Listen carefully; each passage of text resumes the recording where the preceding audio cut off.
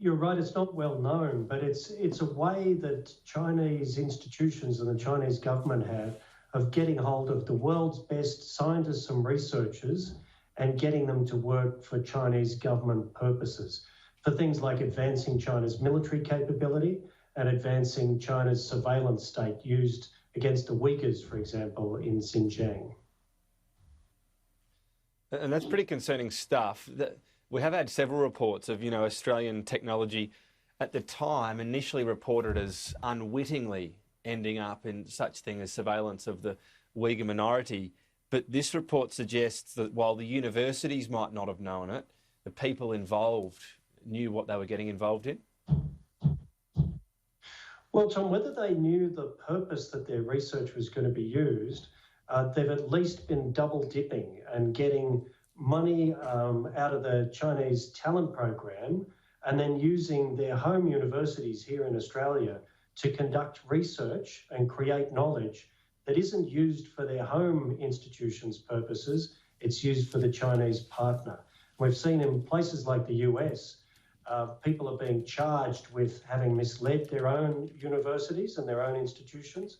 And one case of someone receiving $50,000 a month to work with the Chinese and not disclosing it, a US case. But the pattern of behaviour around this talent recruitment and participants, including Australian participants, not coming clean with their home universities is pretty clear. So the solution to this, are there, I suppose, benevolent elements of the 1,000 talent plan, or would it be better to just not have Australian academics having involvement in it?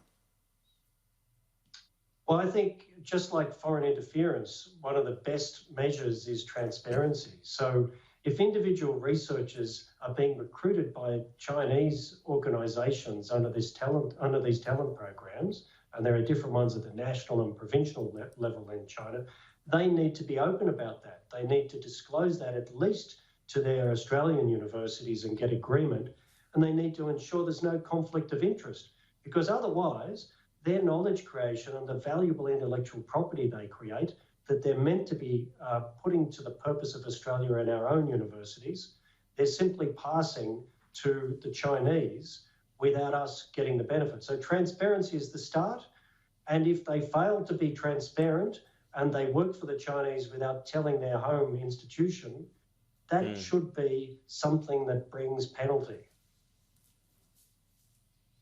All right, well, interesting call as to how you police all of that, I suppose. No more valuable information in a technology sense right now than some sort of COVID-19 vaccine. And this is something ASIO's been called into to protect any information we have. Is this predominantly about Russian hackers, though, at least so far?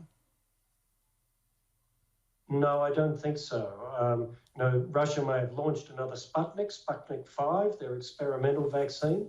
I think they would be one of the countries after medical research about a vaccine, but the Chinese are desperate to bring the world successful COVID vaccines.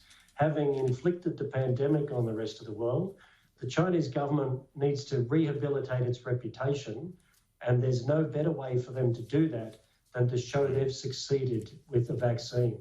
So stealing the best research, whether it's from the University of Queensland or small startups in South Australia, that's exactly what they would want to do.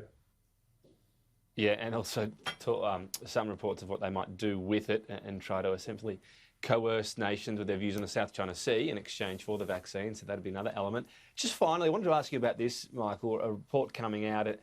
It's not a lone thought either that we all think of China's power as this sort of ever-growing, potentially limitless aspect on the world.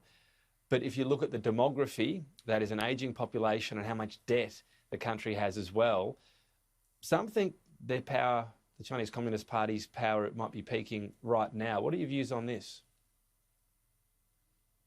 Well, I think that you're right to spot this as an issue. I think the Chinese government is in a big hurry while their demographics are so favourable, before the rest of the world starts to do some of the things that a lot of countries are talking about, which is to reduce our dependence on the Chinese economy. So now is actually a very dangerous time for the world, because Xi is a man in a hurry because if he doesn't use this window of power, when the US is in disarray, he's got a relatively young population. It's true that China is probably going to be the first country in history to become old before it becomes rich. And that happens towards the end of this current decade. So he's in a hurry. That's a dangerous time.